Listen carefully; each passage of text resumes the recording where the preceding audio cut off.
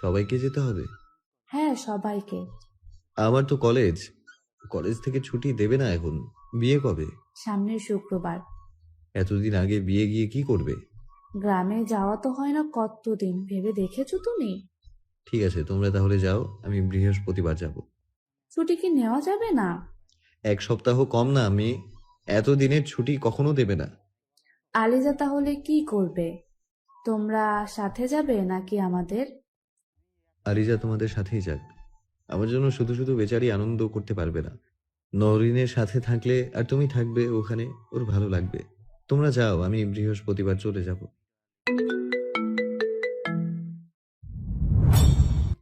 আলিজা তোমাদের সাথেই যাক। আমার জন্য শুধু শুধু বেচারি আনন্দ করতে পারবে না।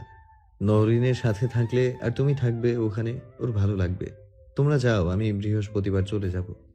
আচ্ছা, তাহলে আলিজাকে ব্যাগ গুছিয়ে নিতে বল গিয়ে। ঠিক আছে।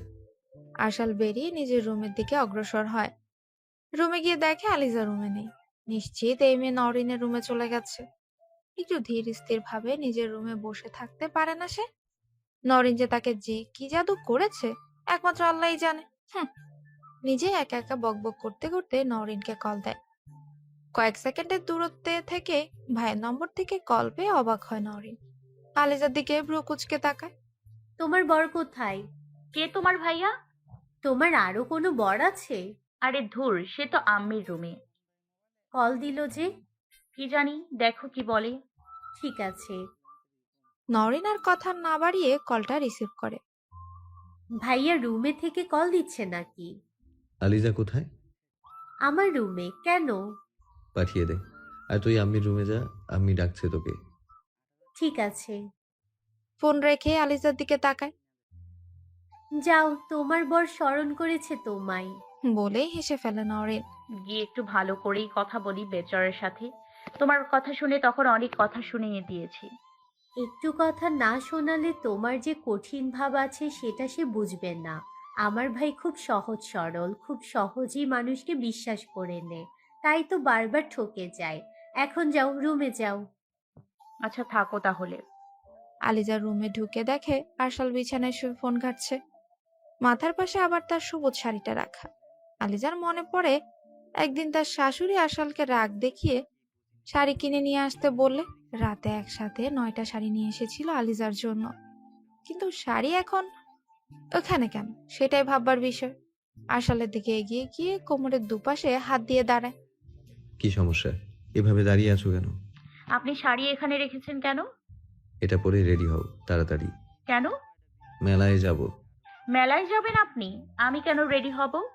কারণ তুমিও যাবে আমার সাথে। আমি কেন? বউকে নিয়ে মেলায় ঘুরে বেড়ানোর ইচ্ছে হয়েছে তাই। আর কি কি ইচ্ছে হয়? আপাতত এটাই, অন্যগুলো পরে বলবো। যাও, রেডি হও তাড়াতাড়ি। এসে আবার তোমার ব্যাগ গুছিয়ে নিতে হবে। ব্যাগ আবার কেন গুছিয়ে নিব? গ্রামে আমার ফুপুর মেয়ের বিয়ে, ওখানে সবাই যাবে। বাহির থেকে এসে রাতেই রওনা দিতে হবে তোমাদের। আপনি যাবেন না? না। কেন? কলেজ আছে না, তোমরা যাও। আপনি একা বাসায় থাকবেন? হ্যাঁ। আপনি না গেলে আমিও যাব না ওখানে। আমি বৃহস্পতিবার যাব, তোমরা আজকে যাবে। এতদিন পর আসবেন? হ্যাঁ, যাও যাও, রেডি হও। ভালো করে বলেন। কিভাবে ভালো করে বলবো? বলেন, যাও রেডি হয়ে নাও, আমরা দুজন আজ একটু বের হব। যাও, রেডি হয়ে নাও, আমরা দুজন আজ একটু বের হব। ঠিক আছে। মেলা থেকে বাসায় ফিরতে ফিরতে সন্ধে হয়ে যায়। বাসার ঠিক সামনে হঠাৎই পায়ে কিছুটা লেগে ব্যথা পায় আলিজা। চিৎকার দিয়ে বসে যায়। আরশালও সামনের দিকে হাঁটা থামিয়ে আলিজার পাশে বসে পড়ে। কি হলো? পায়ে লেগেছে খুব জোরে? আশাল পকেট থেকে ফোন বের করে। ফোনে টর্চটা অন করে দেখে আলিজার পায়ের বুড়ো আঙ্গুলটা দিয়ে রক্ত বের হচ্ছে। আশাল তাড়াতাড়ি আলিজার আঙ্গুলটা চেপে ধরে যেন রক্ত না বের হয়। আলিজার দিকে তাকিয়ে দেখে চোখ দিয়ে পানি বের হয়ে গেছে মেয়েটার। আশাল আর দেরি না করে আলিজাকে কোলে তুলে নিয়ে হাঁটা দেয়। এই পানি আলিজা তো হেঁটে যেতে পারবে না। আলিজাও কান্না থামিয়ে চুপ হয়ে যায়। সে হয়তো মনে মনে এটাই চাইছিল। আশাল দরজার সামনে গিয়ে কলিং বেল চাপলে নওরিন এসে দরজা খুলে দেয়। দরজা খুলে আশালের কোলে আলিজাকে দেখে নওরিন একটু অবাক হয়ে যায়। ভ্রু কুঁচকে ইশারা করে আশালকে, জিজ্ঞেস করে কি হয়েছে। কারণ ওদের মধ্যে তো এখনো এতটা মিল হওয়ার কথা না, যার জন্য দুজন এত রোমান্টিক হয়ে যাবে যে বাসায় বাবা মা বোন থাকা সত্ত্বেও আরশাল আলিজাকে কোলে তুলে নিয়ে আসবে। ভাবা যায়? হুম। আরশাল বাসার ভেতরে ঢুকে আলিজার পায়ের দিকে তাকাতে বলে। পায়ের দিকে তাকাতেই দেখতে পায় আলিজার পায়ের বুড়ো আঙ্গুল থেকে রক্ত শুকিয়ে গেছে। কি হয়েছে বৌমনির পায়ে? আসার সময় ইটে লেগেছে, অনেক রক্ত ঝরছে। কি বলছো? তাড়াতাড়ি রুমে নিয়ে যাও। হ্যাঁ, তুই একটু আম্মুকে রুমে পাঠিয়ে দে। আচ্ছা ঠিক আছে। বাবা এসেছে? হ্যাঁ, রুমেই আছে। মনে হয় না আলিজার গ্রামে যাওয়া হবে। আম্মুকে পাঠিয়ে দে, আমি কথা বলে দেখি। হ্যাঁ হ্যাঁ, আমি আম্মিকে পাঠিয়ে দিচ্ছি, তুমি কোনো চিন্তা করো না। আচ্ছা, আমি রুমে যাচ্ছি ওকে নিয়ে। হুম। আরশাল আলিজাকে নিয়ে রুমের দিকে রওনা দেয়। এমন সময় আলিজা হাতের বুড়ো আঙ্গুল নরিনকে দেখিয়ে প্ল্যান সাকসেসফুল বুঝিয়ে মুচকে হাসি দেয়। নরিনও হাসতে হাসতে মায়ের রুমের দিকে চলে যায়। আরশাল আলিজাকে আস্তে করে বিছানায় শুয়ে দেয়। তুমি এখানে চুপ করে শুয়ে থাকো, আমি দেখি কি করতে পারি। আপনি এত ব্যস্ত হচ্ছেন কেন? চুপ করে বসে থাকবো? আপনার প্রেমিকার কিছু হলেও বুঝি এমন করতেন? কথাটা এই মুহূর্তে একেবারেই আশা করেনি আরশাল। কথাটা শুনে সে চুপ করে দাঁড়িয়ে থাকে। কিছু বলছেন না যে? আ- আপনিও অপেক্ষা করুন, আমি নওরিনকে পাঠিয়ে দিচ্ছি, সে আপনাকে সাহায্য করবে। আরে আপনি কোথায় যাচ্ছেন? আপাতত এটা আপনার জানতে হবে না, আসছি। আপনি করে কেন বলছেন? বাসা লক করে যেতে বলবেন, আমার কাছে চাবি আছে। মানে কি? আরশাল আর কোনো কথা না বলে রুম থেকে বেরিয়ে যায়। আলিজার যেন এবার নিজের মাথার চুল নিজেরই ছিঁড়তে ইচ্ছে করছে। কেন যে সে এসব বলতে গেল? আলিজা নিজেও এসব বলতে চায়নি, কেন যেন মুখ ফুসকে বেরিয়ে গেছে। সে ভালো করেই জানে আরশালের মনের অবস্থা কেমন, তবুও কেন যে এটা বলতে গেল। পাশে থাকা ফোনটা হাতে নিয়ে আরশালকে কল দিতে থাকে, কিন্তু আরশাল কোনোভাবেই কলটা রিসিভ করে না। একসময় আরশালের ফোনটা বন্ধ পায় সে। এবার যেন আলিজার খারাপ লাগা বৃদ্ধি পেল, আফসোস হতে লাগলো। কিছুক্ষণ আগেও সবকিছু ঠিক ছিল। রাত 10টা বেজে গেছে, এখনো আরশাল খোলা আকাশের নিচে মাঠে বসে আছে। আলিজার কথাটা বারবার কানে বাজছে তার। সে এসব কথা শুনতে বাধ্য, তবুও কেন তার এত খারাপ লাগছে? অন্যায় করলে তো অন্যায়ের শাস্তি পেতেই হবে, আর সেখানে তো একটা অপরাধ করে ফেলেছে সে। এই অপরাধের শাস্তি খুব সহজে শেষ হবে না। কিন্তু সে তো আলিজার সাথে নতুন করে বাঁচতে চেয়েছিল, নতুন করে সংসার সাজাতে চেয়েছিল। সেটা হবে বলে মনে হয় না। মানুষের কাজই হচ্ছে কোনো একটা দুর্বলতা খুঁজে বের করে বারবার সেখানে আঘাত করা। আর কোনো একটা মানুষকে যদি প্রিয় মানুষ ভাবতে শুরু করা হয়, আর সেই প্রিয় মানুষটি যদি বারবার আঘাত করে কথা বলে, তাহলে সে আঘাত সহ্য করা খুব কঠিন হয়ে পড়ে। তাহলে কি আলিজার সাথেও কাগজে কলমে বিচ্ছেদটা করিয়ে নিতে হবে? কারণ মাঝে মাঝে মনে হয় আমি যে তাকে ভালোবাসি না। আর যদিও মুখে বলে, তবুও এমন কথায় মনে হয় না যে সে তাকে ভালোবাসে। আকাশের দিকে তাকিয়ে কথাগুলো ভাবছিল আশা। হঠাৎই পকেট থেকে ফোনটা বের করে অন করে আর বাসার দিকে রওনা দেয়। এতক্ষণে হয়তো বাসার সবাই গ্রামে পৌঁছেও গেছে, কারণ সে বাড়ি থেকে বের হয়েছে সন্ধ্যের পরে। আনমনেই হাঁটছে। এখন তার মাথায় খারাপ চিন্তাগুলোই ভর করছে। আলিজার মতো তারও বলতে ইচ্ছে হচ্ছে তার ব্যক্তিগত দুনিয়ার সবাই তাকে ঠকিয়ে গেল। সে যাকেই ভালোবাসলো সেও ঠকালো। বাবাও জোর করে অন্য কারোর সাথে সংসার বাঁধিয়ে দিল। আর এখন যখন সেই মেয়ের সাথে সব ভুলে একটু ভালো থাকতে চাইছে, তখন সেই মেয়ে বারবার তাকে কথা দিয়ে আঘাত করে ছিন্ন বিচ্ছিন্ন করে দিচ্ছে। হৃদয় যেন তার কথা আঘাতে দ্বিখণ্ডিত হয়ে যাচ্ছে। হয়তো আজ সুযোগ আছে জীবনের সব সমস্যার ইতি টেনে দেওয়ার। সত্যিই তো, যদি আজকে সব সমস্যার সমাধান হয়ে যায়, তাহলে তো সবার জন্যই ভালো হবে। কিন্তু পরক্ষণেই ভাবে, সে যদি সবকিছু ছেড়ে চলে যায়, তাহলে তো তিথি জিতে যাবে। কিন্তু তার জন্য যে এমন মানসিক যন্ত্রণা সহ্য করা খুব কঠিন হয়ে পড়েছে। চারপাশের মানুষজন খুব অচেনা লাগে, নিজেকেও খুব কম অচেনা লাগে না। বাসার সদর দরজা খুলে ভেতরে প্রবেশ করে আরশাল। সবগুলো রুম অন্ধকারে নিমজ্জিত। হয়তো সবাই বের হওয়ার সময় সব লাইট অফ করে রেখে গিয়েছে। পাশে সুইচ বোর্ড থেকে সুইচ অন করে লাইট অন করে দেয় সে। রুমের দিকে পা বাড়াতেই বুঝতে পারে তার রুমের লাইট অন আছে। তার মানে কি আলিজা যায়নি, নাকি রুমের লাইট অন রেখেই চলে গেছে? দরজার সামনে গিয়ে বুঝতে পারে দরজাও খোলা আছে। রুমের ভেতর যেতেই দেখে আলিজা বিছানায় বসে আছে। আলিজা তাকে দেখে মুখটা কালো করে ফেলে। আরশাল এগিয়ে যায় আলিজার দিকে। আপনি জাননি? আলিজা এবার বালিশের নিচ থেকে ফল কাটার ছুরিটা হাতে নিয়ে আরশালের দিকে তেড়ে আসে।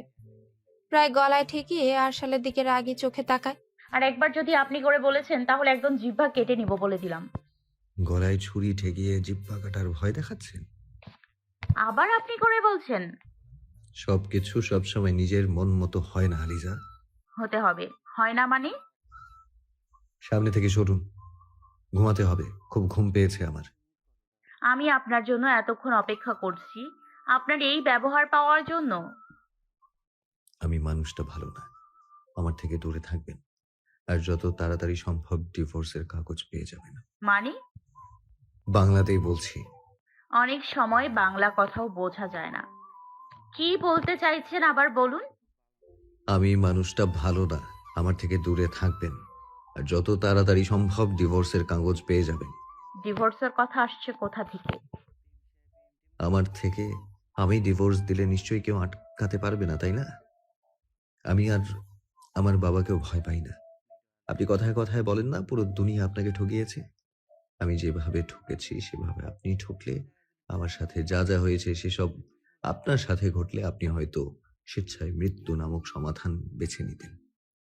পুরুষ মানুষকে ভুল বোঝা যায়, সঠিক বোঝার মানুষ থাকে না। পুরুষ মানুষ শত কষ্ট পেয়েও মেয়েদের মতো চিৎকার করে কান্না করতে পারে না বলে আপনাদের ধারণা পুরুষ মানুষ কষ্ট পায় না। আজকেও চেয়েছিলাম সবকিছু ভুলে নতুন করে শুরু করতে। ভালো থাকার অধিকার তো সবার আছে, কিন্তু এখন আমি নিজের কাছে একদম পরিষ্কার। কোনো মেয়ে মানুষের সাথে নিজের ভালো থাকার রং আমি আর মেশাবো না। আরশাল, আপনি খুব জলদি ডিভোর্স পেপার হাতে পেয়ে যাবেন, আর আমি খুব শীঘ্রই দেশ ছেড়ে অন্য কোথাও চলে যাব, যেখানে চেনা মুখ থাকবে না একটাও। আপনি আমার সাথে এটা করতে পারেন না আরশাল। আমি কারোর সাথে কখনো খারাপ কিছু করিনি। যা করার অন্যরাই আমার সাথে করেছে, আমার ভালো থাকা কেড়ে নিয়েছে। আমার চারপাশের মানুষগুলোর আঘাতে আমার মৃত্যুটা হওয়া শুধু বাকি। কথাগুলো বলেই কান্না করে দেয় আরশাল। এই প্রথম কোনো পুরুষকে এভাবে কান্না করতে দেখছে আলিজা। আরশাল বারবার চোখ মুছে যাচ্ছে। একটু জড়িয়ে ধরতে দেবেন? আলিজার কথা শুনে নাবোধক মাথা নাড়ায় আরশাল। আলিজা তার নিষেধ না শুনে জড়িয়ে ধরে। আরশাল বারবার নিজেকে ছাড়ানোর চেষ্টা করেই যাচ্ছে, আর আলিজা আরো শক্ত করে আষ্টে পৃষ্ঠে জড়িয়ে ধরে আরশালকে। আরশাল আর বৃথা চেষ্টা করে না, তবে নিজেও নিজের দুহাত দিয়ে বুকে জড়িয়ে নেয় না। কি হলো, আপনি আমাকে জড়িয়ে কেন ধরছেন না? এখন কথাও বলবেন না? আমি কি এসবের জন্য এখানে থেকে গেলাম? কে থেকে যেতে বলেছে আপনাকে? আবার আপনি? ধুর, কিছু ভালো লাগে না। আমি ভালো লাগার মতো মানুষও না। আলিজা এবার আরশালকে ছেড়ে দেয়। আরশালকে ছেড়ে কোমরে হাত দিয়ে দাঁড়িয়ে থাকে। ভালো হবেন না তাই না? বড় মানুষ করার দায়িত্ব আমাকে এবার নিতেই হবে। মানে? আমি তো আপনার অতীত পেরিয়ে দিয়েই আপনার সাথে আছি, তবু কেন এরকম করছেন? আছেন কথা শোনাতে, যেটা আমাকে প্রতি সেকেন্ডে মেরে ফেলছে, বুঝিয়ে দিচ্ছে আমার বেঁচে থাকার অধিকার নেই। জীবনের একটা ভুল আমার বেঁচে থাকা কঠিন করে তুলছে। আর এমন হবে না, তবু আপনি ডিভোর্সের কথা মাথায় আনবেন না প্লিজ। আমি খুব ভয় পেয়ে গিয়েছিলাম। দেখুন, বলতে গেলে আপনি ছাড়া আমার কেউ নেই। আপনি আমাকে ছাড়লে থাকার জায়গার তো অভাব হবে না, কিন্তু আপনার মতো মানুষের অভাব বোধ করব খুব। আমি কারো জীবনের অভাব হব না কখনো। আচ্ছা, ঘুমিয়ে যান, অনেক রাত হয়ে গিয়েছে। আশা চলে যেতে নিলেই আলিজাও পেছনে যাবে। এমন সময় শাড়িতে পা আটকে আবারও পায়ে ব্যথা পেয়ে চিৎকার দিয়ে ওঠে। আশাল সাথে সাথে ঘুরে তাকায়। পেছনে তাকিয়ে দেখে আলিজা বিছানায় হাত রেখে ভর দিয়ে দাঁড়িয়ে আছে। বলেছিলাম আমি এভাবে চলাচল না করতে। আমার কথা কেউ শুনবে না। দেখি পা উঁচু করো। ভালোবাসি, এখন মজা করার সময় না আলিজা। ভালোবাসি, হুম, ভালোবাসি, ভালোবাসি, ভালোবাসি। পা উঁচু করতে বলেছি, শাড়ি আটকে আছে। ভালোবাসি কথাটার জবাব না দিলে পা উঁচু করব না। আরশাল এবার আলিজাকে কোলে তুলে নেয়। বিছানায় শুয়ে দিতেই নিজে আর সোজা হতে পারে না, কারণ আলিজা গলা ধরে রেখেছে। ছাড়ুন। ছাড়বো না। আমার জামাইকে আমি ধরেছি, আপনার কি? ছাড়বেন না? ছাড়বো না। ছাড়তে বলেছি আলিজা। আপনি কি আমার সাথে ভালো করে কথা বলবেন না? তখন মজা করে একটা কথা বলায় কেমন ব্যবহার করছেন। একটু তাকিয়ে দেখুন নিজের ব্যবহার। ব্যবহার দেখা যায় না, ছাড়ো। আলিজা আরশালের কোনো কথা না শুনে তার ঠোঁটের দিকে অগ্রসর হয়। আরশাল বুঝতে পেরে মুখ অন্যদিকে ঘুরিয়ে নেয়। এবার আলিজার কেমন যেন লাগে বিষয়টা। ছেড়ে দেয় আরশালকে। আরশালও সোজা হয়ে দাঁড়ায়। আলিজা অন্যদিকে শুয়ে পড়ে। আরশাল বুঝতে পারে আলিজা তার ব্যবহারে রাগ করেছে। না, ভুল বুঝাবুঝি আর বাড়াতে দেওয়া যাবে না। এখান থেকে না হয় এবার সব ভুলে দুজনের যাত্রা শুরু হোক। আরশাল আলিজাকে টেনে বসিয়ে দেয়, নিজেও পাশে বসে পড়ে। কি হলো? দেখতে ইচ্ছে হলো। আমাকে কারো দেখতে হবে না। বিয়ের পর তো কখনো স্ত্রীর অধিকার পাইনি, এখন তো ভালো ব্যবহারটাও পাই না। আমার ভাগ্য। উহুম, আর কথা নয়, চুপ থাকো। তুমি করে বলছেন যে? বউয়ের সাথে আপনি করে কথা বলতে ভালো লাগে না? আমার বউ চাইলে সেও তুমি করে বলতে পারে। স্যারের এখন কি হলো? প্রেম পেল। আমি কি কিছু বলবো? একদম না। এই অনুভূতিটা প্লিজ নষ্ট করে দিও না। কিসের অনুভূতি? ভালোবাসার। ভালোবাসেন? যদি বলি তোমাকে খুব প্রয়োজন সারা জীবনের জন্য, তবে তোমার প্রশ্নের উত্তর কি ধরে নেবে? আলিজা এক পলক আরশালের দিকে তাকিয়ে থাকে। আরশালও যেন আজ আলিজার চোখে এক অদ্ভুত নেশা খুঁজে পাচ্ছে। এভাবে তাকিয়ে আছেন কেন? জানি না, ভালো লাগছে। আজ তোমার প্রতি এক অন্যরকম ভালো লাগা কাজ করছে। আরশাল এবার নিজে আলিজার দিকে ঝুঁকতে থাকে। আলিজা দূরে যাবে এমন সময় কোমর ধরে টান দিয়ে এক ঝটকায় নিজের খুব কাছে নিয়ে আসে। আলিজা এবার ভীষণ লজ্জা পেয়ে যায়। আলিজার লজ্জা মাখা মুখ দেখেই একটু বেশি ভালো লাগছে আরশালের। আলিজা চোখ বন্ধ করে আছে আর আরশাল তার দিকে তাকিয়ে আছে। এভাবেই যে দুজনের নতুন জীবনের সূচনা হয়, ভালোবেসে একসাথে থাকা দৃঢ় প্রতিজ্ঞায় আবদ্ধ হয় দুটি হৃদয়। সবকিছু ভুলে আরশালের বুকটা এবার আলিজার ব্যক্তিগত মানুষের বুকে রূপান্তরিত হয়। এই মানুষটা যেন আজ থেকে তার, শুধুই তার। আলিজা সকালেই ঘুম থেকে উঠে দেখে আরশাল পাশে নেই। ঘুমো ঘুমো চোখে উঠে বসে সে। ঘড়ির দিকে তাকিয়ে দেখে প্রায় 11টা বাজতে চলল। এত লেট হয়ে গেছে? তাহলে তো আরশাল এখন কলেজে। সে ডেকে দেয়নি কেন? তাড়াতাড়ি করে উঠতে গিয়ে আবারও আঙ্গুলে ব্যথা পায়। উফ, এই আঙ্গুলটা বড্ড জ্বালিয়ে মারছে। পাশে তাকিয়ে দেখে এক টুকরো কাগজ রাখা। নিশ্চিত আরশাল রেখে গেছে কিছু একটা লিখে। ভেবে কাগজের টুকরোটা হাতে নেয়, খুলে দেখে। আমি তো রান্না করতে পারি না। আম্মি রুটি বানিয়ে ফ্রিজে রেখে গিয়েছিল, দেখলাম, ওটা ভেজে খেয়েছি। তুমি একটু কষ্ট করে ওটা খেয়ে নিও, নইলে ফল আছে। আমি দুপুরে তাড়াতাড়ি বাসায় চলে আসব। আসার সময় খাবার বাইরে থেকে নিয়ে আসব। তোমার রান্না করতে হবে না। তুমি ঘুমাচ্ছিলে তাই ডাকিনি। আমি ব্রেক টাইমে কল দেবো তোমায়। লেখাটা দেখে মনটা ভালো হয়ে যায় তার। বিছানা ছেড়ে উঠে ফ্রেশ হয়ে খাবার বানিয়ে খেয়েও নেয়। এখন পা একটু ঠিক আছে, হাঁটাচলা করা যাচ্ছে। রুমে বসে বারবার ঘড়ি দেখছে, প্রায় দুপুর হতে চলল। আশাল কল দেয়নি আর। সে ঘুম থেকে ওঠার আগেই দিয়েছিল, রিসিভ করতে পারেনি। বসে বসে আরসালের জন্য অপেক্ষা করতে থাকে সে। বারান্দায় দাঁড়িয়ে বাহিরের পরিবেশ দেখছিল আলিজা। আরসাল এর মধ্যে রুমে চলে আসে। আলিজা বুঝতেই পারেনি। ওখানে দাঁড়িয়ে আছো কেন? কথাটা শুনে পিছে তাকিয়ে দেখে আরশাল রুমে। সেও আর দেরি না করে রুমে চলে আসে। কখন এলেন? এই তো মাত্র। গোসল দিয়েছো?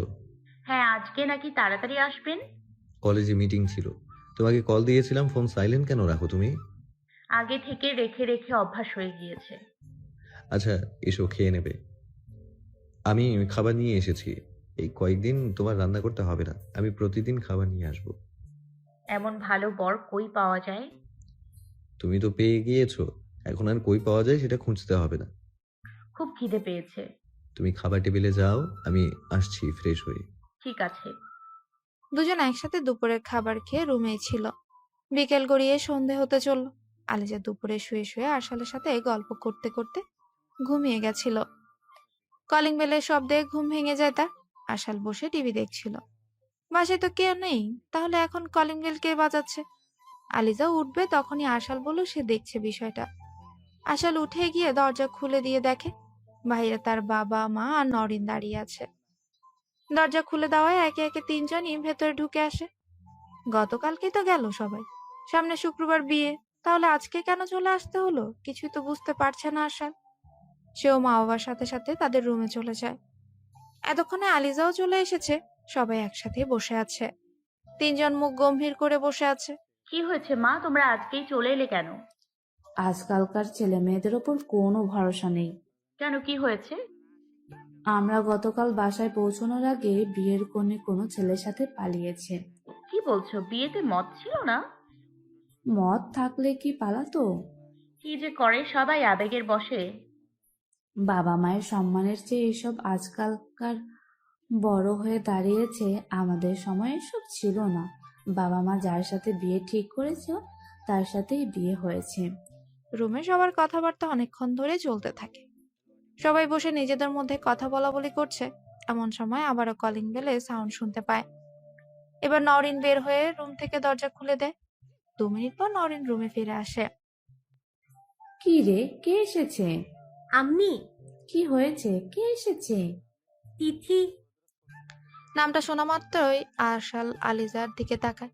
আলিজার মুখ এতক্ষণে কালো হয়ে গেছে। মিস্টার নওয়াজ চোখের উপর হাত রেখে চোখ বন্ধ করে শুয়েছিলেন। নওরিনের কথা শোনা মাত্র উঠে বসে পড়েন। তিথি মানে ওই মেয়েটা? হ্যাঁ বাবা, ভাইয়ার। আরশাল, তুমি এখনো ওই মেয়ের সাথে কথা বলছো? না বাবা, উনি তো আর কথা বলেন না। আলিজার কথা শুনে মিসেস মোহনা আর নওয়াজ আরেক দফা চমকে যান। দুজন মুখ চাওয়াচাই করতে থাকেন। তুমি তিথির বিষয়ে জানো? হ্যাঁ মাম্মি, আমি জানি। থামো সবাই, আমি দেখছি। এই নওরিন কোথায়? ও বাহিরে বসেছে। আপনি প্লিজ মাথা গরম করবেন না। চিন্তা করো না, আমি দেখছি। কেউ বাইরে যাবে না, আরশালকে বিষয়টা হ্যান্ডেল করতে দাও। নরিন গিয়ে আলিজার হাত ধরে তার পাশে দাঁড়ায়। আশাল রুম থেকে বেরিয়ে গিয়ে দেখে সত্যি সত্যি তিথি বাইরে বসে আছে। আশালকে দেখে মুখে হাসি ফুটে যায় তিথির। বসা থেকে উঠে দাঁড়ায়। আশাল বিদ্যুৎ গতিতে গিয়ে তিথির হাত ধরে টেনে নিজের রুমে নিয়ে গিয়ে হাত ছেড়ে দেয়। তিথি আশালের অন্য রূপ দেখতে পায়। এভাবে টেনে নিয়ে আসায় হাঁপাতে থাকে সে। এভাবে রুমে নিয়ে এলে কেন তুমি? তুমি কোন সাহসে বাসায় চলে এসেছো? তোমার বউকে দেখতে এসেছি, যে তোমাকে আমার কথা ভুলিয়ে রেখেছে, আমার থেকে দূরে করে রেখেছে। তাকে দেখে রাখতে হবে না? আমাকে বলতে ছবি পাঠিয়ে দিতাম। বাসায় কেন আসতে গেলে? তুমি গতকাল থেকে আমার সাথে বাজে ব্যবহার করছো আরশাল। কি হয়েছে তোমার? ভেবেছিলাম তোমার আসল চেহারা দেখেছি সেটা তোমাকে জানাবো না, কিন্তু তুমি সেটা হতে দিলে না। মানে কি বলতে চাও তুমি? শিহাবকে। শিহাবকে? মামা মানে? যার নাম শুনে তুমি তোতলাচ্ছ, সে কে? তোতলাবো কেন? কে শিহাব? আমি তাকে চিনি না। আমি চিনিয়ে দিচ্ছি, দাঁড়াও। আশাল নিজের ফোন বের করে সব ছবি মেসেজ দেখানো শুরু করে। তিথির মুখ নিচু হয়ে গেছে।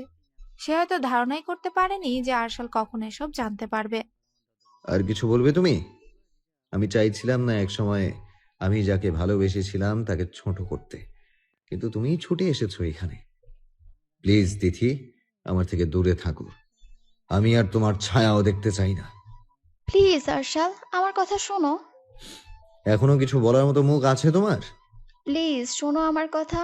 আমার ভুল হয়ে গেছে, আর আমি এখন সেটা বুঝি। প্লিজ আমাকে মাফ করে দাও। তুমি যদি আমাকে এইভাবে দূরে ঠেলে দাও, অস্বীকার করো, তাহলে আমি নিজেকে শেষ করে দিব, বলে দিলাম। তিথির কথা শেষ হতেই তিথির গালে চড় বসিয়ে দেয় আশাল। তিথি এক নজরে তাকিয়ে থাকে তার দিকে। আর একটাও কথা নয়, যা করবে আমার চোখের সামনে থেকে দূরে গিয়ে করো। আরশাল, বলেছি না, একটা কথাও নয়। কিছুক্ষণ তর্ক বিতর্ক চলে দুজনে। আরশালের বাবা আলিজাকে আরশালের কাছে যেতে বললে আলিজা তাড়াহুড়ো করে নিজেদের রুমের দিকে দৌড়ায়, কারণ আরশালের মাথা গরম হলে যা তা করে ফেলতে পারে। আলিজা দরজার সামনে যেতেই দেখে আরশাল বেরিয়ে যাচ্ছে। আরশালকে ডাকলে আরশাল পেছনে না তাকিয়ে সোজা বাসা থেকে বের হয়ে যায়। আলিজা কি করবে বুঝতে না পেরে নিজের রুমে প্রবেশ করে। ভেতরে গিয়ে দেখে তিথি এখনো রুমে উপস্থিত। এরপর প্রায় 10 মিনিট কেটে যায়। কারো তেমন চিৎকার বা কথা শোনা যাচ্ছে না দেখে নরিন আসে, কিন্তু রুমে ঢুকে যা দেখে তাতে তার চোখ বড় বড় হয়ে যায়। সাথে সাথে মা বলে চিৎকার করে। আলিজা দরজার সামনে যেতেই দেখে আশাল বেরিয়ে যাচ্ছে। আশালকে ডাকলে আশাল পেছনে না তাকিয়ে সোজা বাসা থেকে বের হয়ে যায়। আলিজা কি করবে বুঝতে না পেরে নিজের রুমে প্রবেশ করে। ভেতরে গিয়ে দেখে তিথি এখনো উপস্থিত। এরপর প্রায় 10 মিনিট কেটে যায়, কারো তেমন চিৎকার বা কথা শোনা যাচ্ছে না। তা দেখে নরিন চলে আসে, কিন্তু রুমে ঢুকে যা দেখে তাতে তার চোখ বড় হয়ে যায়। সাথে সাথেই আম্মু বলে চিৎকার দেয়। নরিনের ডাক শুনে মিস্টার নওয়াজ আর মোহনা দৌড়ে আসেন। রুমে এসে দেখেন আলিজা মাথা ধরে মেঝেতে বসে আছে, হাতে রক্তে লাল হয়ে আছে, নিচে ফুলদানি পড়ে আছে। তিথি সেখানে নেই। তাহলে কি তিথি আলিজাকে এভাবে আঘাত করে চলে গেছে? মিসেস মোহনা তাড়াতাড়ি এসে নরিন আর উনি আলিজাকে টেনে তুলে বিছানায় বসিয়ে দেয়। অনেক রক্ত ঝরেছে দেখেই বোঝা যাচ্ছে। মিস্টার নওয়াজ এগিয়ে এলেন তাদের দিকে। ওই মেয়েটা এরকম করলো, কোথায় গেল সে? ইস, কত রক্ত ধরছে মেয়েটার, তাড়াতাড়ি হসপিটালে নিয়ে চলো ওকে। পাগল হয়েছে নাকি? আলিজাকে এভাবে হাসপাতালে নিয়ে গেলে ওর এরকম কিভাবে হলো? তাহলে কি করব? এভাবে তো রাখা যায় না, তাই না? আমি আমাদের ডাক্তারকে কল দিচ্ছি, সে আসবে। তোমরা রুমে থেকো, আমি আছি। নওরিন, আরশালকে কল দাও, ওকে বাসায় আসতে বলো। সে রাগ দেখিয়ে বাসা থেকে চলে গিয়েছে, আর কষ্ট পেতে হচ্ছে এই মেয়েটাকে। আলিজামা, একটু কষ্ট সহ্য করো, ডাক্তারকে আসতে বলছি, এখনই চলে আসবে। ঠিক আছে বাবা। এই তো সোনা মা, থাকো। তুমি একটু সুস্থ হলে আমি কথা বলবো এসে। ঠিক আছে। ডাক্তার এসে আলিজাকে কিছু ওষুধ লিখে দিয়ে যায় আর কপালে ব্যান্ডেজ করে দেয়। মিস্টার নওয়াজ কিছুক্ষণ আলিজার সাথে কথা বলে চলে যায়। ডাক্তার চলে গেলে সবাই নিজেদের রুমে চলে যায়। তখন আরশাল আলিজার পাশে এসে বসে। সে এতক্ষণ রুমেই ছিল। নরিন ফোন দিয়ে আসতে বলায় সাথে সাথেই চলে আসে। বাসায় এসে নিজের রুমে এসে দেখে আলিজার এই অবস্থা। খারাপ লাগছে তোমার? না, এত বেশি চিন্তা করবেন না তো। এখন বলো তো কি হয়েছিল? তেমন কিছু না। বলতে বলেছি। তিথি যাওয়ার সময় ধাক্কা দিয়েছে, তাই খাটের কোনায় লেগে একটু। মিথ্যে বলবে না একদম, সত্যিটা বলো আমাকে। বাদ দিন না প্লিজ। বলতে বলেছি। রাগ দেখাচ্ছেন কেন? বলবো না আমি। আচ্ছা, রাগ দেখাবো না, বলো প্লিজ।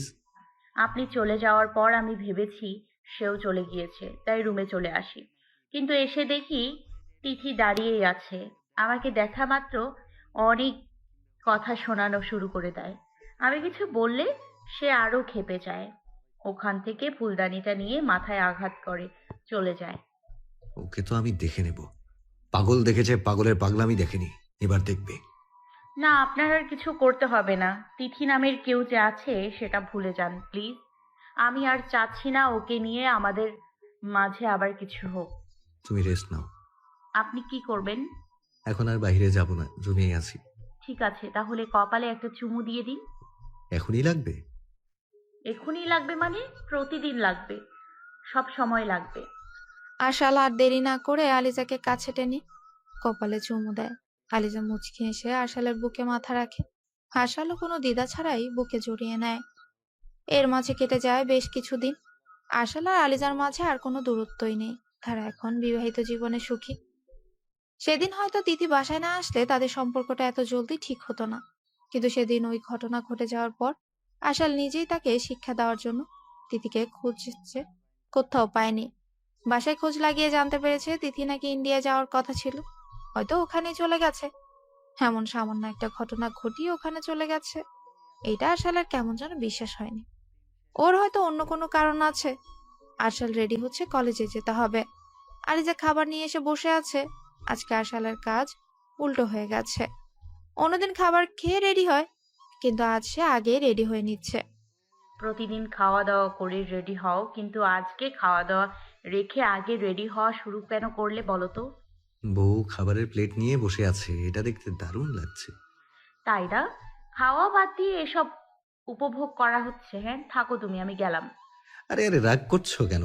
খাইয়ে দাও। এখন আবার খাইয়ে দিতে হবে? হ্যাঁ, একটু খাইয়ে দিলে কি হবে? কি আর হবে, নিন, খেয়ে নিন। বউ খাইয়ে দিলে খাবারের স্বাদ আরো কয়েকশো গুণ বেড়ে যায়।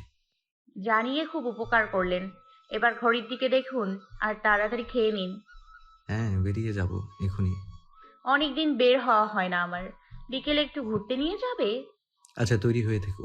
ঠিক আছে, কোন রঙের শাড়ি পরবো? তোমার যেটা ইচ্ছে। আচ্ছা ঠিক আছে, বলতে হবে না। আকাশি নীল শাড়িটা পরবে। প্রথমে বললে কি হয়? আচ্ছা, মাফ করে দিন ম্যাম। জি, তাড়াতাড়ি বাসায় এসো। কয়টা বাজে? খুব বেশি হলে 3টা। ঠিক আছে। আরশাল খাওয়া শেষ করে বেরিয়ে যায়। আজকে দেরি হয়ে গেছে। আরশাল কলেজ থেকে বের হয়ে কলেজের সামনে একটা ফুলের দোকানে যায়। ফুলের দোকানে গিয়ে কিছু ফুল কিনে নেয়। অনেকদিন পর তারা দুজন একসাথে আবার বের হবে। ব্যস্ততায় দুজনেই বের হতে পারে না। কলেজের ক্লাস, প্রাইভেট সব মিলিয়ে অনেক ব্যস্ত এখন সে।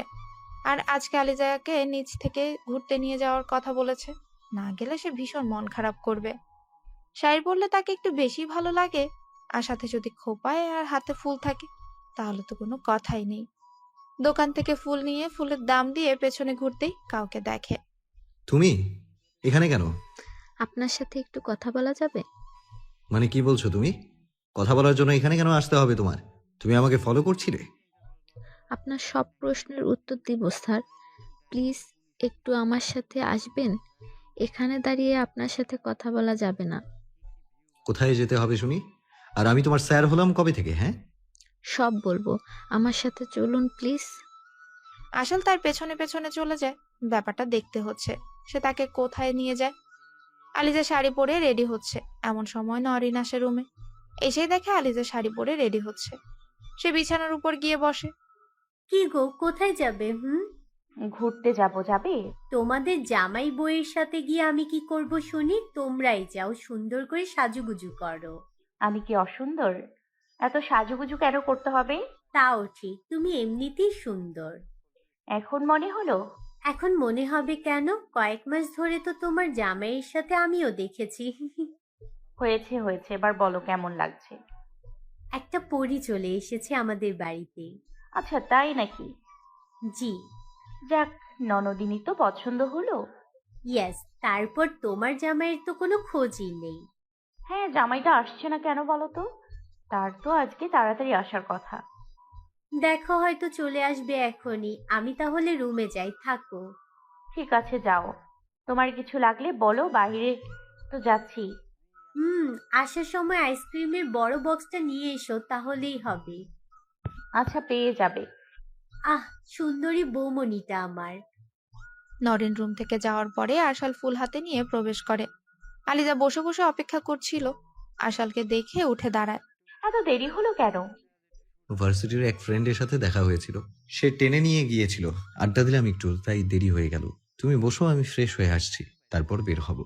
কোন ফ্রেন্ড? সে তুমি চিনবে না, থাকো আমি আসছি। ঠিক আছে। আশাল ওয়াশরুমে চলে যায় ফ্রেশ হতে। আলিজা ভাবতে থাকে আশাল কি তার থেকে কিছু লুকোচ্ছে। কেমন যেন খাপছাড়া লাগছে দেখতে। আশাল ঠিক আছে তো? আজকাল আশাল খুব ব্যস্ত থাকে। সবসময় কাজ আর কাজ করতেই থাকে। এখন তো প্রাইভেট পড়ানো বাড়িয়েই দিয়েছে। বাসায় ফিরতে ফিরতে রাত হয়ে যায়। আলিজার এই বিষয়গুলো এখন খারাপ লাগা শুরু করেছে। তার সময় কাটতেই চায় না। রাতে আশাল বসে বসে ফোন ঘাটাঘাটি করছে। আর আলিজা তার দিকে এক পলক তাকিয়ে আছে। হঠাৎই আশাল খেয়াল করে আলিজা তার দিকেই তাকিয়ে আছে। কি হয়েছে? এটা তো তোমাকে আমার জিজ্ঞেস করা উচিত। কেন? ইদানিং তোমার ব্যাপার আমার ঠিক লাগছে না।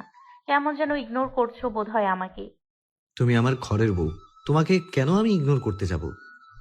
সেটা আমি জানি। আমার যা মনে হলো আমি তাই বললাম। মনে হলেই কি সব ঠিক হয় নাকি? তুমি জানো আমি এখন ব্যস্ত থাকছি, কয়েকটা ব্যাচ পড়াতে হয়। এত পড়াতে কে বলেছে তোমায়? ভবিষ্যতের কথা ভাবতে হচ্ছে। ভবিষ্যতের কথা ভেবে বর্তমান নষ্ট করছো।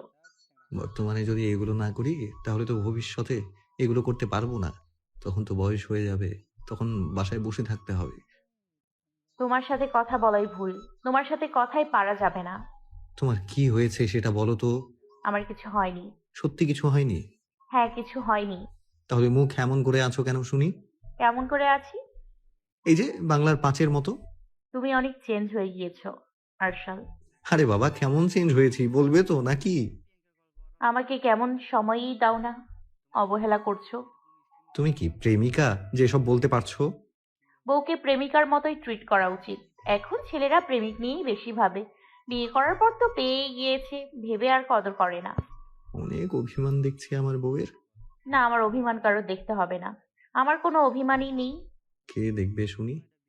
কারো দেখতে হবে না। আশাল আর আলিজার মান অভিমানের পর্ব চলছিল। এমন সময় আশাল তার মায়ের গলা শুনতে পায়। দুজন দুজনের দিকে বিস্ময়কর দৃষ্টিতে তাকায়। মা চিৎকার কেন করছে? আশাল বিছানা ছেড়ে উঠে মায়ের রুমের দিকে দৌড় দেয়। আলিজাও পেছনে পেছনে যায়। রুমে গিয়ে দেখে নরিন ওখানেই আছে, সে কান্না করছে। কি হয়েছে আম্মি? তোর বাবা। এটুকু বলে এই কান্নায় ভেঙে পড়ে মোহনা। আশালকে জড়িয়ে ধরে কান্না করেই যাচ্ছেন তিনি। আশাল কিছুই বুঝতে পারছে না কি হয়েছে, কিন্তু তার তো জানতে হবে কি হয়েছে। মিসেস মোহনা কান্না করেই যাচ্ছে, আর সে তার মায়ের মাথায় হাত বুলিয়ে দিচ্ছে। তিনি কান্না থামাচ্ছেনই না। আশাল এবার নরিনের দিকে তাকায়। এই নওরিন, কি হয়েছে রে? ভাইয়া, বাবা বলবি তো নাকি? কি হয়েছে বাবার? বাবার অ্যাক্সিডেন্ট হয়েছে, হাসপাতাল থেকে ফোন দিয়েছিল। কি? হ্যাঁ ভাইয়া, বাবার অবস্থা খুব খারাপ। সবকিছু তো ঠিক ছিল আরসাল, হঠাৎ কি হয়ে গেল বলতো? তোর বাবা কিছু হলো নাকি? আমি কি করব? আমি চিন্তা করো না, বাবার কিছু হবে না, দেখে নিও।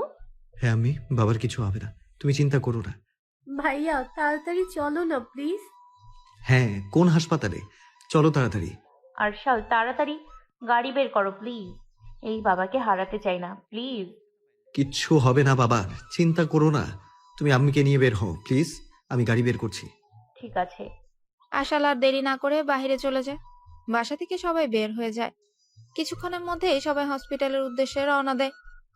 সবাই বাইরে বসে আছে, মিস্টার নওয়াজের চিকিৎসা চলছে ভেতরে।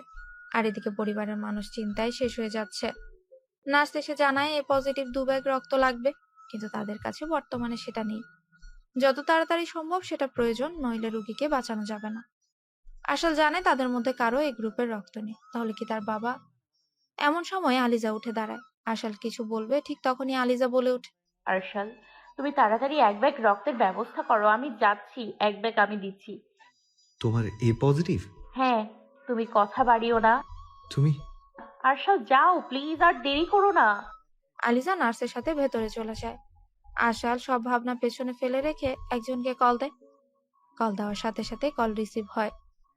হ্যাঁ, আরশাল বলুন। আপনার রক্তের গ্রুপ কোনটা? এ পজিটিভ। কেন, কিছু হয়েছে? প্লিজ আপনি হাসপাতালে চলে আসুন। কি হয়েছে আরশাল? আমার বাবার বড় অ্যাক্সিডেন্ট হয়েছে। কি বলছেন? হ্যাঁ। আমি আপনাকে বলেছিলাম আরশাল। আমি ভাবতে পারিনি আমার বাবা। আপনাকে আমি সব জানিয়েছিলাম আরশাল। এত কিছু ঘটে গেছে, সেখানে আপনি বাবা কিছুই না। আমার এসব ভাবতেই শরীর খারাপ করছে। আমার বাবার কিছু হলে আমি একদম ছাড়বো না ওকে। আপনার বাবার কি অবস্থা এখন? বাবার অবস্থা খুব খারাপ, রক্ত লাগবে 2 ব্যাগ। খুব রক্তক্ষরণ হয়েছে। আলিজা নিজে 1 ব্যাগ দিতে গেল, তখন আপনার কথা মাথায় এলো, তাই আপনাকে কল দিলাম। আপনি প্লিজ আমাকে সাহায্য করুন, প্লিজ তাড়াতাড়ি চলে আসুন। আমি আপনার ওইখানে আসলে কোনো সমস্যা হতে পারে?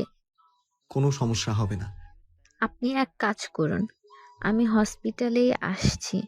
হসপিটালের এক জায়গায় রক্ত দেওয়ার ব্যবস্থা করুন। আমার রক্ত দেওয়া হয়ে গেলে আপনি নিয়ে যাবেন। আমি আপনার পরিবারের সামনে গেলে কি হবে ভাবতে পারছেন? আচ্ছা আপনি আসুন, আমি ব্যবস্থা করছি। এসে কল দিবেন আমাকে, আমি ঠিকানা পাঠিয়ে দিচ্ছি। আচ্ছা, ঠিক আছে, আসছি আমি। আশাল কান থেকে ফোনটা নামাতেই দেখে কেবিন থেকে ডাক্তার বেরিয়ে এসে তাদের সামনে দাঁড়ায়। আশাল তার মায়ের দিকে তাকিয়ে আবারও ডাক্তারের দিকে জিজ্ঞাসু চোখে তাকায়। কি হয়েছে ডাক্তার আঙ্কেল? বাবা ঠিক আছেন তো? আরশাল, বলুন আঙ্কেল প্লিজ। আলসার, তোমার বাবা আর নেই। আমরা কিছুই করতে পারিনি তার জন্য। তিনি আমাদের মাঝে আর বেঁচে নেই। কথা শেষ হতে না হতেই আশালের মা আর নরিন চিৎকার দিয়ে কান্না করে ওঠে। আশাল ঠায় দাঁড়িয়ে না থাকতে পেরে দুপা পিছিয়ে যায়। অন্যদিকে আলিজা কান্না করতে করতে বের হয়ে আসে। নরিন দৌড়ে গিয়ে আলিজাকে জড়িয়ে ধরে কান্না করে দেয়। দুজন দুজনকে জড়িয়ে ধরে কান্না করছে। তুমি নিজের রক্ত দিয়েও আমার বাবাকে বাঁচাতে পারলে না বৌমনি। আমার বাবা কেন চলে গেল বলো তো? বাবার কিসের এত তাড়া ছিল আমাদের ছেড়ে চলে যাওয়ার? আমি তো দ্বিতীয়বার বাবা হারা হয়ে গেলাম নওরিন। আমার মতো অসহায় আর কে আছে বলো? থামবি তোরা একটু, একদম কান্নাকাটি করবি না। আমার বাবার কিছু হয়নি, বাবার কিছু হতেই পারে না। আঙ্কেল প্লিজ বলুন না বাবার কিছু হয়নি, আমার বাবার কিছু হতে পারে না। নিজেকে সামলে রাখো আলসার, নিজেকে শক্ত রাখো। তোমাকে এবার পরিবারের দায়িত্ব নিতে হবে। তুমি তোমার বাবার একমাত্র ছেলে, তোমাকে যে শক্ত থাকতেই হবে আলসার। নিজের মানুষগুলোকে শান্ত রাখো। তুমি যদি ভেঙে পড়ো তাহলে তাদের কি হবে বলো তো? নিজেকে সামলাও বাবা, আমি আসছি। আশাল দৌড়ে বাবার কাছে যায়। বাবার মুখটা ঢাকা দেখে আশালের চোখ দিয়ে পানি ঝরছে। বাবা, ও বাবা, ওঠো না প্লিজ। তোমাকে তো অনেক কথা বলা বাকি। সব সময় তো তোমাকে ভয় পেয়ে গেলাম। ভয়ে তো তোমাকে ভালোবাসার কথাটাও জানানো হয়নি বাবা। বাবা, ও বাবা, আমি তোমার খুনিকে একদম ছাড়বো না। তার পাপের খরা পূর্ণ হয়ে গিয়েছে। তাকে যে এবার শাস্তি পেতেই হবে। খুব কঠিন শাস্তি অপেক্ষা করছে তার জন্য। বাবা, একবার উঠে বসো প্লিজ। আমরা দুজনে মিলে ওকে আমরা শাস্তি দেব। আশাল বাচ্চা মানুষের মতো বিলাপ করে কান্না করছে। নরিন, মিসেস মোহনা, আলিজা রুমে প্রবেশ করে। আশাল নিজেকে সামলে নেয়। মিসেস মোহনা কান্না করছে।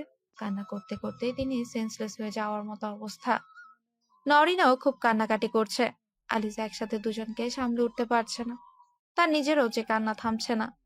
চারপাশে বিষাদের ছাপ। আশালের ফোনে কল আসলে সেখানে রিসিভ করে সে।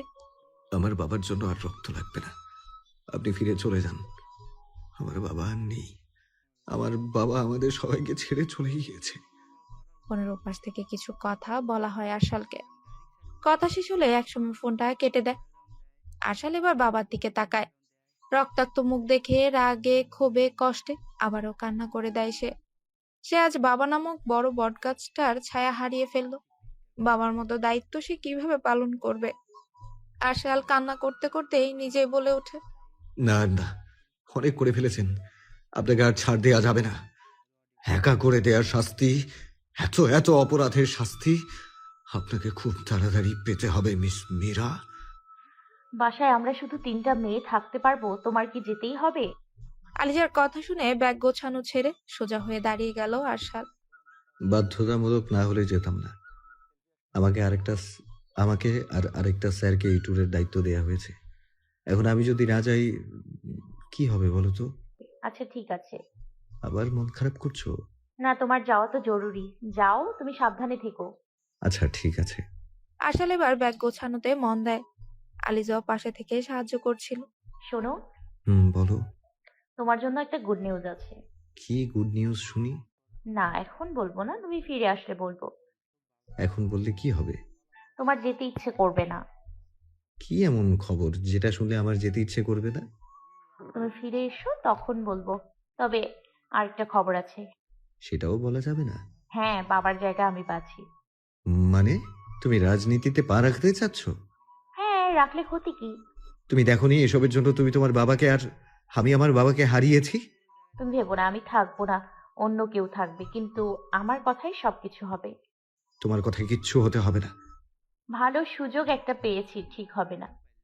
আমি এসে এসব নিয়ে কথা বলবো। এসব নিয়ে আর কথা হবে না, তুমি আসার পর অন্য কিছু নিয়ে কথা হবে। আচ্ছা দেখা যাবে। এখন আমি আসছি, আম্মিকে দেখে রেখো। আচ্ছা ঠিক আছে। তুমিও সাবধানে থেকো। খুব তাড়াতাড়ি আমাদের দেখা হচ্ছে। যাওয়ার সময় জড়িয়ে ধরবে কে? ধরতেই হবে। জি মশাই। এসো জড়িয়ে ধরি। আবার ধরতেই পারবো কিনা। এমন কেন বলছো? বাহিরে যাচ্ছি না, কি হয় না হয় বলা তো যায় না, তাই না? আরশাল, একদম বাজে কথা বলবে না। আচ্ছা বাদ দাও, এসো একবার জড়িয়ে ধরি। আলিজা আর এক মুহূর্ত দেরি না করে আশালকে জড়িয়ে ধরে। নরিন আজকাল কারোর সাথে তেমন কথা বলে না। বাড়ির সবাই কেমন পরিবর্তন হয়ে গেছে। মোহনাও এখন একদম চুপচাপ থাকেন। ওনার চুপচাপ থাকা স্বাভাবিক, কিন্তু নরিন কিছুদিন হলো একদম চুপচাপ হয়ে গেছে। আলিজার সাথেও আগের মতো ভালো সম্পর্ক নেই। আলিজাও নওরিনের রুম খোলা পায় না, আবার তার আশেপাশেও দেখে না। আলিজা রুমে শুয়ে শুয়ে টিভি দেখছিল। এমন সময় ফোনটা বেজে ওঠে। ফোনের স্ক্রিনে অচেনা নম্বর দেখে প্রথমে রিসিভ করতে চায় না, পরে কিছু একটা ভেবে কলটা রিসিভ করে। ফোনে কথা বলার পর আর একটা মিনিটও দেরি করে না সে। বাসায় কাউকে না বলে একা বেরিয়ে যায়। আলিজাকে বেরিয়ে যেতে দেখে নওরিন টেবিলের উপর থেকে ফোনটা নিয়ে নিজেও বেরিয়ে যায়। বাসার সামনে আসতেই দেখে আলিজা রিক্সাতে উঠে। নরিনও একটা রিক্সা নিয়ে উল্টো আরেকটা রাস্তায় অগ্রসর হয়। রাস্তায় কাউকে ফোন করে জানিয়ে দেয় বিষয়টা। হ্যালো, হ্যাঁ বলো। কোথায় আছো তোমরা? তোমাকে যে জায়গার কথা বলেছিলাম ওখানেই আছি। আমিও রাস্তায়, এখনই আসছি। ঠিক আছে, চলে এসো। কাজ তো হয়ে গিয়েছে তাই না? হ্যাঁ, সব ঠিক আছে। কি যে সারপ্রাইজ অপেক্ষা করছে আমাদের আলিজার জন্য। হি হি।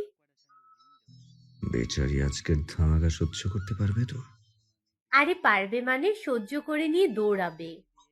তাড়াতাড়ি চলে এসো, আমরা তোমার জন্য অপেক্ষা করছি। হ্যাঁ আসছি।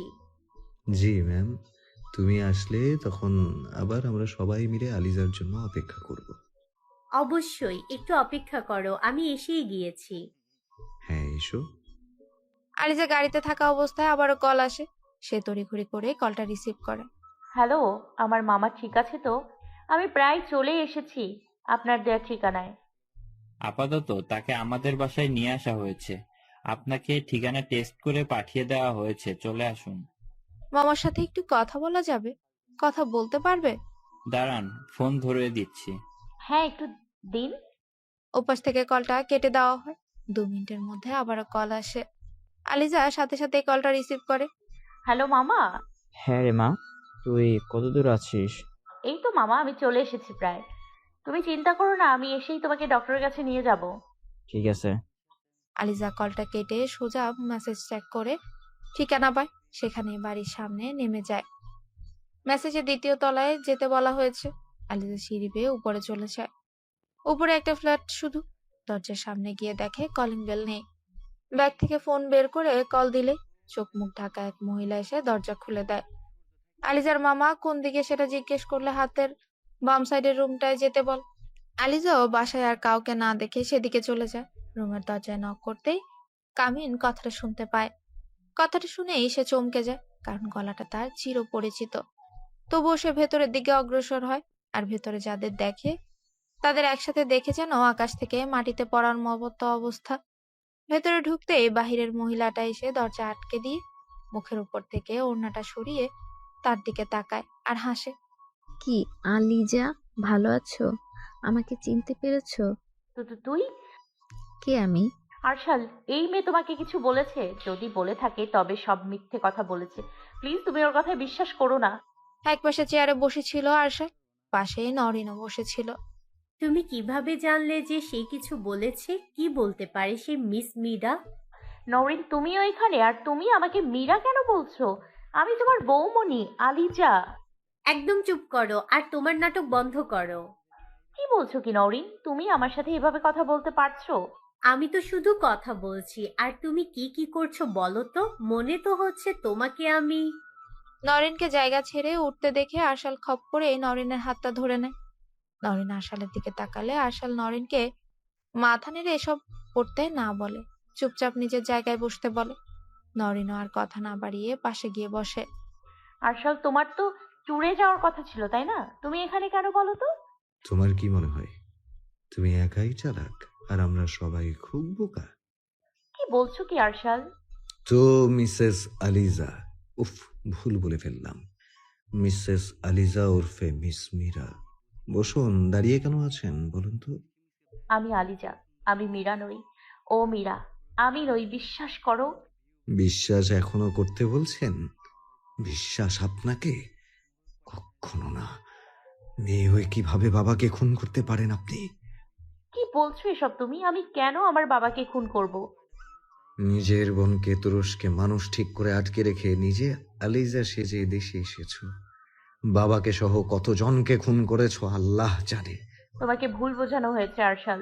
আমার বিরুদ্ধে তোমাকে উস্কে দেয়া হয়েছে। আলিজা, আপনি গিয়ে পাশের রুম থেকে তার পেয়ারে মামাকে নিয়ে আসুন তো। ওকে কেন আলিজা ডাকছো? আলিজা তো আমি। একদম চুপ থাকুন। নিজে খুনি, নিজের নামেই খুনি থাকুন। কথায় কথায় খুনি বলা বন্ধ করো। আলিজা গিয়ে পাশের রুম থেকে হাত মুখ বাঁধা তাদের মামাকে নিয়ে আসে। আশাল গিয়ে সরাসরি তার মাথায় বন্দুক ঠেকায়। মীরা এবার ভয় পেয়ে যায়। প্লিজ এরকম করবে না, আমার মামার কিছু করবে না, প্লিজ। আপনি বলবেন নাকি এটাকে এখানেই শেষ করে দেব? সব জেনেই গিয়েছো তাহলে? হ্যাঁ, সব জেনে গিয়েছি। এখন শুধু আপনার মুখে জানার অপেক্ষা। আমার তো তাহলে আর কোনো সম্পর্ক টিকিয়ে রাখার প্রয়োজন পড়লো না, তাই না? সম্পর্ক আপনার সাথে যা ছিল সব ভুল। আমি তোমাকে ভালোবাসি। ভালোবাসা? থু! আরশাল। মীরা এগিয়ে গিয়ে নিজের ব্যাগ থেকে বন্দুক বের করে নরিনের মাথায় ধরে। পরিস্থিতি এবার অস্বাভাবিক হয়ে যায়। আলিজা এবার মীরার দিকে নিজের বন্দুক তাক করে। তুই হয়তো জানিস না এই বাসায় ঘিরে রাখা হয়েছে। তুই কিছুতেই পালাতে পারবি না। আমি তো পালাবই, সাথে তোকেও শেষ করে দিব। তুই আমার পথে কাঁটা হয়ে দাঁড়িয়েছিস। তুই নওরিনকে ছেড়ে দে, নাইলে খুব খারাপ হয়ে যাবে। একদম চুপচাপ থাক। কি আরশাল, জানতে চেয়েছিলে না আমি কি কি করেছি? বলছি শোনো। যখন আমরা যমজ হলাম, মা বিদায় নিল। বাবা আমাদের দুজনকে একসাথে না নিয়ে ওকে একা নিয়ে গেল। সে বড় হয়েছে আরামায়েশে, আর আমি, আমাকে ইচ্ছে হলে কিছু দিয়েছে, না হলে দেয়নি। সব জানার পর তো মনে হয় উনি আমার মাকে যথাযথ যত্ন না করায়, ঠিক সময়ে হসপিটালে না নিয়ে যাওয়ায় আমার মা মারা গেছে। খুব কষ্টে মানুষ হতে হয়েছে আমাকে। চারপাশে সবাইকে দেখতাম ফ্যামিলির সাথে কত আনন্দ মজা করত, আর আমি তাকিয়ে তাকিয়ে দেখতাম সবকিছু থেকে বঞ্চিত হওয়ার পর ধীরে ধীরে আমার মনটা বিষিয়ে যায়। তাই ঠিক করি সবকিছু শেষ করে দিব। প্রথমে নেওয়াজ আঙ্কেলকে ঠিক করি, তারপর তিনি সবকিছু ব্যবস্থা করে দিলে আমি তুরস্ক চলে যাই। কয়েকদিন থাকার কারণে আমি আলিজার বিষয়ে সব জানতে পারি। তারপর নেওয়াজ আঙ্কেলকে জানালে তিনি সব ব্যবস্থা করে দেন, আর আমি লোক ঠিক করে আলিজাকে ওখানে আটকে রাখি। বাবাকে ফোন করে বলি আমার ওখানে থাকতে অসুবিধা হচ্ছে, মনে হচ্ছে কেউ আমাকে ফলো করছে। ব্যাস, বাবা তার আদরের মেয়েকে খুব ভালোবাসতেন, তাই আর দেরি না করে আমাকে দেশে নিয়ে আসলেন। ওনাকে খুন করার সবকিছু আগে থেকে প্ল্যান করা ছিল, তাই কাজটা সেরে ফেলতে বেশি বেগ পেতে হয়নি।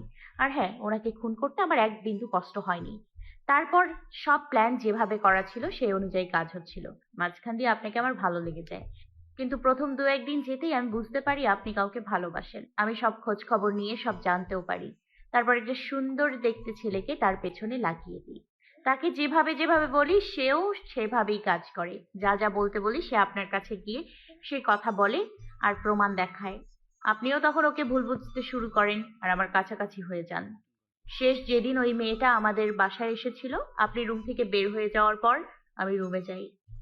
ওর সাথে ঝামেলাটা আমিই করি। আমি ওকে ভয় দেখাই আর ওর সামনেই আমি ফুলদানি দিয়ে আমার মাথা ফাটিয়ে নিই।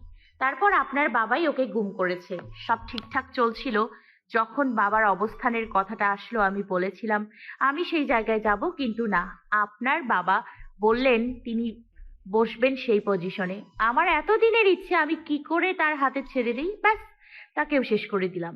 আমার পথে যারা যারা বাধা হয়ে এসেছে সবাইকে সরিয়ে দিয়েছি, এতে আমার কোনো আক্ষেপ নেই। আসলে এতক্ষণ চুপচাপ সব শুনছিল। এই মেয়ে তার ভালোবাসাকেও শেষ করে দিয়েছে। এটা তো সে জানতোই না যে এই মেয়েটা তিথিকেও শেষ করে দিয়েছে, অথচ এতদিন ভুল বুঝে আসছিল। তিথি, আপনি তিথিকেও ছাড়লেন না? তোমাকে আমার পেতেই হতো, তাই তিথিকে সরিয়ে দিতে হতো। তাকে আর কখনো পাবে না তুমি। আমার জীবনের সবচেয়ে ভালোবাসার মানুষটাকে আমি ধোঁয়াশায় হারিয়ে ফেললাম। কত বোকা আমি! আমি এখন বুঝতে পারছি আমি অনেক বড় অন্যায় করে ফেলেছি, কিন্তু এতগুলোর মাঝে একটা সত্যি হচ্ছে আমি তোমাকে ভালোবাসি। তুমি ওই সত্যগুলো না হয় নাই জানতে আরশাল, তাহলে আমাদের সব ঠিক থাকতো। সেদিন ফুল কিনতে গিয়ে সত্যিকারের আলিজাকে দেখে ভেবেছিলাম আমার ঘরের আলিজা পিছু নিয়ে চলে গিয়েছে, কিন্তু কথা বলার পর বিশ্বাসই করতে পারছিলাম না কেউ আমাকে এভাবে ঠকাতে পারে। ধীরে ধীরে সন্দেহ হতে থাকে, আর আজ যে মেয়ে নিজের বাবা সহ এতগুলো মানুষকে ছাড়েনি, সে ভালো মানুষ হবে কিভাবে? বেচারা বিনা দোষে মায়ের হাতে খুন হলো। এতগুলো মানুষের জীবন নষ্ট করার দায়িত্ব আপনাকে নিতেই হবে মীরা। নিজে মারা যাব, তবু অন্যের দেয়া শাস্তি মাথা পেতে নিব না। শাস্তি তো আপনাকে পেতেই হবে মীরা। এত অন্যায় করার পর আপনাকে ছাড় দেওয়া তো আর যাবে না। আপনি এত দিকে নজর না দিলেও পারতেন, সবকিছুর একটা কারণ ছিল। আপনার এখনো লজ্জা করছে না, তাই না? ভালো না বাসলে হয়তো লাগতো। আপনার মুখে ভালোবাসার কথা মানায় না। আলিজা, অফিসারকে কল দিন, ভেতরে আসতে বলুন। এই মীরাকে আমার আর সহ্য হচ্ছে না। হ্যাঁ, আমি কল দিচ্ছি। আমাকে মাফ করা যায় না আরশাল? মাফ? আপনাকে? কোনো দিনই না। রিভলভার আমার বোনের মাথায় না ঠেকিয়ে আমাকে মেরে দিন। আপনাকে আমার একদম সহ্য হচ্ছে না। আপনাকে অনেক ভালোবাসি আরশাল। মুখটা বন্ধ রাখুন। আমি তোমার সাথে বাকি জীবনটা কাটাতে চাই। তুমি শুধু মাথাটা ঠান্ডা করো, আর প্লিজ পুলিশ ফোর্সকে বলে দাও আমাদের কিছু হয়নি। প্লিজ আরশাল। মীরা, আর না, একদম চুপ। অনেক হয়ে গিয়েছে। আর একটা কথাও আমি শুনতে চাচ্ছি না। আমি তো অপরাধী, শাস্তিও পাবো। একটু কথা বলতে দাও না প্লিজ। আরশাল একদম ওর কথা শুনবে না, বাহিরের দরজায় সবাই চলে এসেছে। মীরা নওরিনের মাথা থেকে রিভলভারটা সরিয়ে নিয়ে আশালের দিকে এগোতে থাকে। মীরা একদম আশালের সামনে চলে আসে। আশালের রিভলভার এখন মীরার কপালে ঠেকানো। মীরা সেটার পরোয়া না করে আশালের হাত ধরে। আশাল সাথে সাথে হাত সরিয়ে নেয়। মীরা এবার আর সময় না নিয়ে আশালকে শক্ত করে জড়িয়ে ধরে। পার্সেল বারবার ছাড়ানোর চেষ্টা করে কিন্তু ছাড়াতে পারে না। আশাল বারবার ছাড়ানোর চেষ্টা করছে কিন্তু পারছে না। আশাল এতক্ষণ মীরার চোখের দিকে তাকিয়ে গভীর ভালোবাসা অনুভব করছিল, কিন্তু সে তো অপরাধী। তার দিকে মায়া ভরা চোখে তাকানো অপরাধ। আরশাল, সত্যিই ভালোবাসি। ছাড়ুন বলছি। প্লিজ 1 মিনিট সময় দিন আমাকে। যেভাবেই হোক এই বুকটা তো আমার জন্য ছিল। আজকেই শুধু এখানে মাথা রাখবো, আর কখনো তো রাখা হবে না। আপনাকে একটা খবর দেব বলেছিলাম। আমি তো আর সময় পাবো না আপনাকে জানানোর, তাই এখনই বলে দিই, আপনি বাবা হতে চলেছিলেন। কিন্তু আমাদের মাঝে আর কিছু ঠিক হবে না। বাচ্চাটাই বা আর কিভাবে এই পৃথিবীতে আসবে বলুন? তাই আমরা দুজনই বিদায় নিলাম। আসছি। সাথে সাথে মীরার হাত থেকে রিভলভারটা মেঝেতে পড়ে যায়। সে নিজেও মেঝেতে লুটিয়ে পড়ে।